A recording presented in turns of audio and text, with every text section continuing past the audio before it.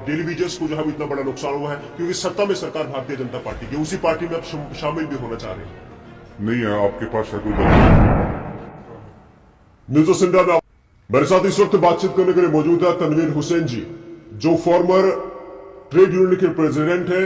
और हालिया दिनों में जिस तरह से आप सब जानते हैं कि डेली वेजेस के मुद्दे को लेकर जो कोर्ट का ऑर्डर था, उस ऑर्डर को लेकर ये सुप्रीम कोर्ट तक भी पहुंचे, एडवोकेट से जो है वो बातचीत की है और कल ही जो है वो दिल्ली से वापस आए हैं। क्या कुछ जानकारी इनके पास है, क्योंकि आप सब जानते हैं कि डेली वेजेस जो काफी लंबे समय से अपने हक को लेकर सरकार के सामने जो है वो काफी ज्यादा मुजाहरा किया, काफी ज्यादा प्रोटेस्ट किया, लेकिन उसके बाद भी कोर्ट के ऑर्डर को लेकर ये दिल्ली पहुंचे। क्या कुछ जानकारी है तमाम डेली वेजेस के लिए तनवीर हुसैन जी की जानिब से जानने की कोशिश करेंगे।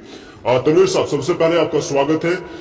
आप मुझे बताइए कि कोर्ट के ऑर्डर के बाद आपका रुख जो है वो दिल्ली की ओर हुआ, सुप्रीम कोर्ट की ओर हुआ, क्या कुछ बातचीत हुई वहां पर एडवोकेट के साथ, और हमारे तमाम जो डेली वेजर लोग हैं उन तक क्या कुछ खबर आप पहुंचाना चाहेंगे, उनके हक में क्या कुछ फैसला आने वाला है, या फिर क्या कुछ बात अभी तक आपकी एडवोकेट से हुई, क्योंकि आप फॉर्मर ट्रेड यूनियन के प्रेसिडेंट थे, आप डेली वेजर्स का बेड़ा एक उठाया था आपने। बिल्कुल दैन साहब, सबसे पहले मैं आपको और आपके चैनल का बहुत थैंक्स करता हूं। जैसे कि आप जानते हैं कि एक कोर्ट का वर्डिक्ट आया था जम्मू कश्मीर की 61 जो कैजुअल लेबर से, जिनका फिगर लगभग अब 1 लाख के आसपास पहुंचा है। पिछले रिसेंटली जो महीने में एक कोर्ट का वर्डिक्ट आया था, वहां PLI किसी ने हमारे साथी ने दाखिल की थी, तो कोर्ट का वर्डिक्ट उस पर यह था कि जो है इनको रेगुलराइज नहीं किया जा सकता है। हाँ, इनकी जो वेज एनहांसमेंट है वो हम कर सकते हैं, या इनकी सर्विस को कंटिन्यू कर सकते हैं, लेकिन रेगुलराइज रहने का हक नहीं रखते हैं। तो ये काफी ट्रेड यूनियन के अपने जो डिलीजर्स के जो हमारे साथी हैं उनमें काफी ये हताशा आई थी, वो काफी साथी परेशान थे और अलग अलग इसके ऊपर बयान तमाम लीडर्स के आए। लेकिन डैन साहब, आप जानते हैं कि जब से हमने 2014 से मैं एक्टिव ट्रेड यूनियन में रहा, और हमने कभी भी जो फॉर्मेलिटीज नहीं की लोगों के लिए, क्योंकि मैं खुद इन लोगों से निकला हुआ हूँ और मैं खुद संघर्ष किए, और हमने जम्मू की सड़कों की लड़ाई हो कश्मीर के अंदर, या पहले ट्रेड यूनियन लीडर था जिससे मैं 2018 में इस आवाज को दिल्ली जंतर मंतर तक पहुंचाया था, जो PMO में डॉक्टर जितेंद्र सिंह जी हैं, उनसे हमारी मुलाकात हुई, तो एक ऊंची किस्म की लड़ाई हमें लड़ी जम्मू कश्मीर के अंदर। तो जब ये ऑर्डर हमने देखा, इसको पढ़ा, तो हमसे रहा नहीं गया, और मैं अपनी टीम के साथ जो 3-4 दिन के दौरे पे मैं दिल्ली में गया, वहाँ डिफरेंट सुप्रीम कोर्ट से वकील से हमारी डिस्कशन हुई इसके ऊपर, क्योंकि हमने कहा कि SRO 64 भी जम्मू कश्मीर के अंदर लगाया गया था। उसके बाद जो है जब यहाँ कोalition सरकार थी भारतीय जनता पार्टी और PDP की, और उससे SRO 520 को लाया गया, लेकिन कोई भी चीज ग्राउंड लेवल पे इम्प्लीमेंट नहीं हुई। SRO देखो, सरकारें जब बनती हैं, या जो कानून जो बनते हैं वो लोगों के लिए बनते हैं और लोगों के द्वारा बनाए जाते हैं। लेकिन मुझे ये समझ नहीं आ रही है कि डिलीजर्स की आज कितने साथी हमें रिटायर हो चुके हैं, कितने साथी जिनके बेचारे डेथ हो चुकी है, ना ही उनको डिपार्टमेंट कंपनसेशन मिलता है, और ना ही कोई पॉलिसी, परमानेंट पॉलिसी सरकार के पास अब तक उनके लिए है। बेसिकली जो डिलीजर्स है ये पॉलिटिकली बहुत यूज हो गए, ये पॉलिटिकली एक विक्टिम बन चुके हैं, और इनको चारों तरफ से आज कोई ये कह रहा है कि हमारी सरकार आएगी तो हम आपको रेगुलाइज करेंगे, कोई इनको ये कह रहा है कि हम जी आप हमारे पार्टी के साथ आओ, हम आपके लिए पॉलिसी लाएंगे। लेकिन जम्मू कश्मीर के अंदर जितनी भी सरकारें हैं, तमाम सरकारों को डिलीजन देख लिया है, लेकिन अब यह है कि अब कोई नए लोग आए, कोई नई सोच बने, कोई नया संघर्ष हो, जिस तरीके से साथियों का जो मसला हल हो जाए। तो बात अपने सुप्रीम कोर्ट की तो वहां पे हमारी एडवोकेट से डिस्कशन हुई है, और कुछ डॉक्यूमेंट्स उन्होंने हमसे मांगे, और इंशाल्लाह नेक्स्ट वीक शायद हम साथ के बाद फिर दिल्ली में जाएंगे। सर, मुझे बताइए कि क्या आपको नहीं लगता है कि सरकार ने डेली वेजर्स को जो है वो यूज एंड थ्रू समझा है? बिल्कुल यूज एंड थ्रू है। देखिए, आप उनकी सर्विस ले रहे हो, जैसे वो 60 साल के पहुंचे, आप कहते हैं जी आपका टाइम पीरियड खत्म हो गया, आप रिटायर हो जाओ। मुझे ये समझ नहीं आ रही कि डेली से इस वक्त 3-3 नस्लें जो खत्म हो चुकी हैं। इस वक्त हमारे माँ बाप वो भी खत्म है, हमारे जो बच्चे हैं वो भी खत्म, और हम खुद, तो 3-3 नस्लें यहाँ की सरकारों ने, यहाँ की पॉलिटिकल पार्टी ने खत्म की। अब हमें एक बहुत बड़ी उम्मीद थी कि जो LG यहाँ पे LG साहब आए थे, मनोज सिन्हा जी, या जो प्रेसिडेंट रूल यहाँ पे, तो उनसे बहुत बड़ी उम्मीद थी, और उन्होंने कहा था कि इसके ऊपर उन्होंने एक एक्सट्रीम स्टेप भी उठाया था। लेकिन अभी तक मुझे ये समझ नहीं आ रही कि इस पे मतलब सरकार खुल के क्यों नहीं बोल रही है। अब हमें एक उम्मीद की किरण नजर, क्या लगता है? देखिए, अब उम्मीद की किरण हमें नजर आ रही है कि जैसे माननीय प्रधानमंत्री का 7 तारीख का दौरा कश्मीर के अंदर सुनने में आ रहा है, सोशल मीडिया के हल्कों से पता चल रहा है, तो हमें उम्मीद है कि इसमें माननीय प्रधानमंत्री जी ने वादा 2014 में यहाँ पे जम्मू कश्मीर के अंदर रैली बंद किया था, चाहे वो डिलीजर्स है, वो होम गार्ड्स है, वो SQ है, तो मुझे लगता है कि इनके लिए बहुत बड़ा पैकेज की जरूरत है। देखिए, स्टेट की बस की बात नहीं है, अगर ये हम कहें कि LG साहब थोड़ा सा अमाउंट देकर इनको रेगुलाइज करेंगे, ये नहीं हो सकता, क्योंकि 1 लाख का बहुत बड़ा फिगर है, और इसके लिए बहुत बड़ी पैकेज की जरूरत है, और सिर्फ नरेंद्र मोदी वो कर सकते हैं। तो हमें पूरी आशा है, मुझे भी है, हमारे साथियों को भी है कि माननीय प्रधानमंत्री जी है जो वो 7 तारीख को जम्मू कश्मीर का दौरा कर रहे हैं, तो उसमें एक बहुत बड़े पैकेज का ऐलान करें ताकि लोगों को राहत मिले, क्योंकि अगर 370 टूट सकता है, राम मंदिर बन सकता है, ट्रिपल तलाक हो सकता है, तो ये कोई बड़ा मुद्दा भारतीय जनता पार्टी के पास नहीं है। और रणवीर साहब, मुझे एक बात बताइए कि जम्मू के अंदर इस वक्त हवा ये चल रही है कि आप भारतीय जनता पार्टी में आने वाले समय में जो है वो ज्वाइन कर रहे हैं, इसमें कितनी सच्चाई है? आपने कहा आपके पास कहां से रिपोर्ट पहुंची कि हम भारतीय जनता पार्टी में शामिल होने वाले हैं? जम्मू के अंदर जो हवाएं चल रही है, एक दूसरी दुकान पे बैठे हुए थे, वहां पर भी बात चल रही थी आपकी कि आप जो है वो आने वाले समय में भारतीय जनता पार्टी में जो है वो शामिल हो रहे हैं। वहां यहां से आप बात कर रहे हैं कि डेली वेजर्स को जो है वो इतना बड़ा नुकसान हुआ है क्योंकि सत्ता में सरकार भारतीय जनता पार्टी की, उसी पार्टी में आप शामिल भी होना चाह रहे हैं। नहीं है, आपके पास शायद कोई गलत रिपोर्ट, हमारे पास कोई ऐसी रिपोर्ट नहीं है। लेकिन हम इतना बता देना चाहते हैं कि मैं 2018 में एक प्रोग्राम मैंने कश्मीर के अंदर कैजुअल लेबर्स का किया था, और वहां हमने कहा था कि अगर डेली वेजर्स का मसला कोई भी पार्टी हल करे तो हम उसके साथ जाने के बिल्कुल तैयार है, इसमें कोई दो राय नहीं है। लेकिन अगर कोई ये कहे कि डेली वेजर्स को हम as a vote bank use करके फिर से सरकार में आएंगे, ऐसा हम हरगिज नहीं होने देंगे। इस वक्त मेरी प्रायोरिटी जो डेली वेजर्स है, इस वक्त प्रायोरिटी उनकी फैमिली मेरे लिए है, उनके लिए जो भी कुर्बानी तमीर हुसैन को देनी होगी हम देने के लिए तैयार है। लेकिन अगर कोई ये कहे कि हम कुछ पर यूज करेंगे, इस बार इलेक्शन यूज होने वाला नहीं है। और इस सवाल ही पैदा नहीं होता कि भारतीय जनता पार्टी हम तब तक जान करें जब तक हमारे लोगों का कोई मसला हल ना हो। देखिए, पार्टियां जब बन जाती लोगों के लिए बनाई जाती है, पार्टियां किस लिए बनती, लीडर किस लिए होते, लोगों के मसले हल होने उसके लीडर बनाया जाता है। चाहे वो पार्टी मैटर है, आप किसी पार्टी में रहो, लीडर जो है काम करने वो लीडर इज द लीडर। और जो लीडर और पानी होते हैं अपना रास्ता खुद बनाते हो, चाहे भारतीय जनता पार्टी में चाहे दूसरे पार्टी में हो।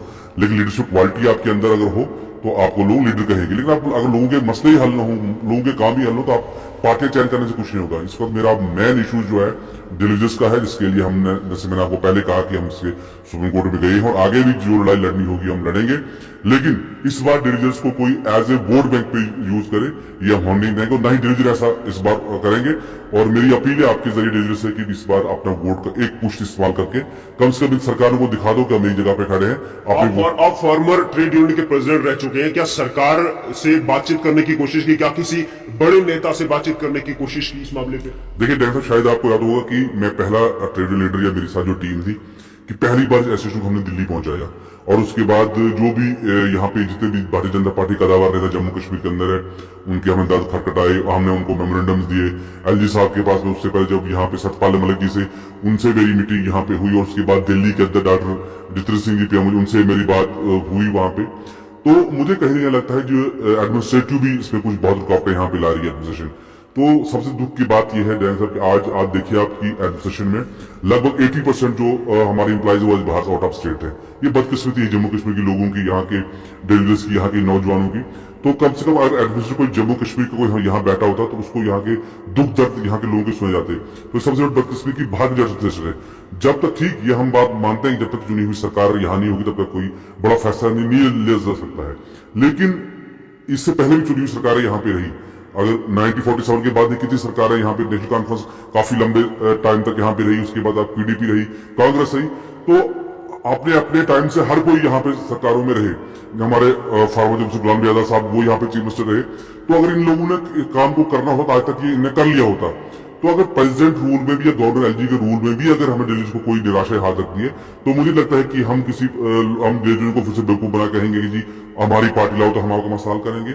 ऐसा हाँ, ऐसे कुछ अच्छे लीडर चुन के असेंबली में इस पर भेजने होंगे, पार्लियामेंट में भेजने होंगे, जो पार्लियामेंट में इसकी लड़ाई लड़ेंगे, असेंबली में इसकी लड़ाई लड़ेंगे, और एक स्पेशल पैकेज का ऐलान जो है वो दिल्ली कराएंगे। उसके लिए एक अच्छे लीडर को यहाँ चुनना बहुत जरूरी है। एमपी इलेक्शन भी आ रहे हैं, वही असेंबली इलेक्शन, क्या लगता है आपको कि आपका नाम भी कहीं ना कहीं जो है वो लोग दे रहे हैं कि तनवीर हुसैन जी एमपी इलेक्शन के लिए जो है वो आने वाले टाइम में जो है वो रेडी हो सकते हैं? वही जम्मू कश्मीर के अंदर की अगर हम बात करेंगे तो क्या कुछ हलचल इस वक्त एमपी इलेक्शन को लेकर?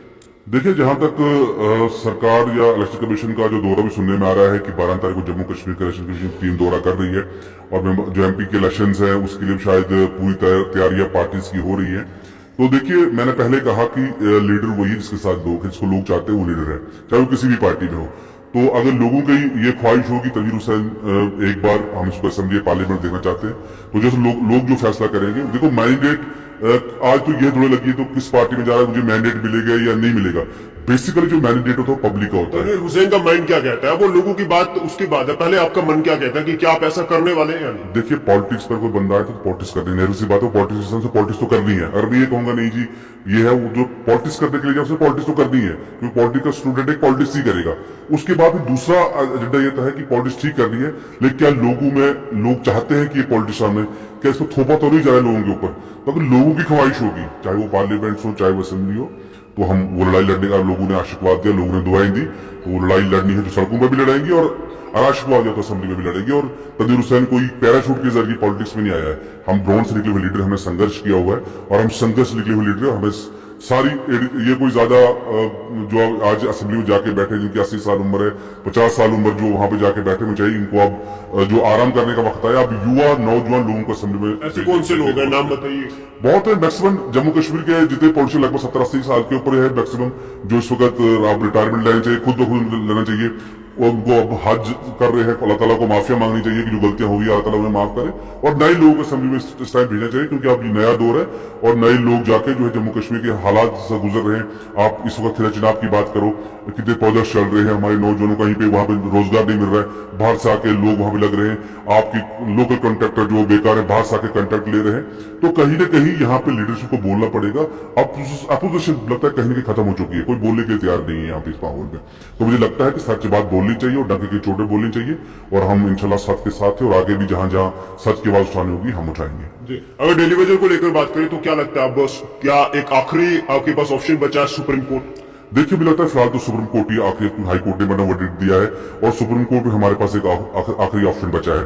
तो उसके अलावा फिर एक दूसरा ऑप्शन भी, पब्लिक जो सबसे बड़ी पावर सुप्रीम जो होती है फिर उसके ऊपर वो पब्लिक होती है। तो पब्लिक ऐसे लोगों को चुनकर जो है वो भेजे जहां कानून बनाए जाते हैं, चाहे वो असेंबली हो चाहे पार्लियामेंट हो, वहां पे अच्छे लोगों को, दर्द करने वाले लोगों को भेजा जाए, ताकि वो अच्छा कानून बना के जो है यहाँ के जम्मू कश्मीर के जो मजदूर हों, कैजुअल लेबर्स हों, या यहाँ के यूथ उनके लिए अच्छी पॉलिसीज बने, अच्छी पॉलिसीज मेकर को चुनकर, जो पढ़े लिखे लोगों को चुनकर इस पर असेंबली और पार्लियामेंट में भेज के जम्मू कश्मीर के जो ये इश्यूज हैं, चाहे वो यूथ के हैं चाहे रिलीजियस के हैं, उनको वन टाइम सेटलमेंट किया जाए। इससे बड़ी बात और कोई नहीं हो सकती है। चलिए, बहुत बहुत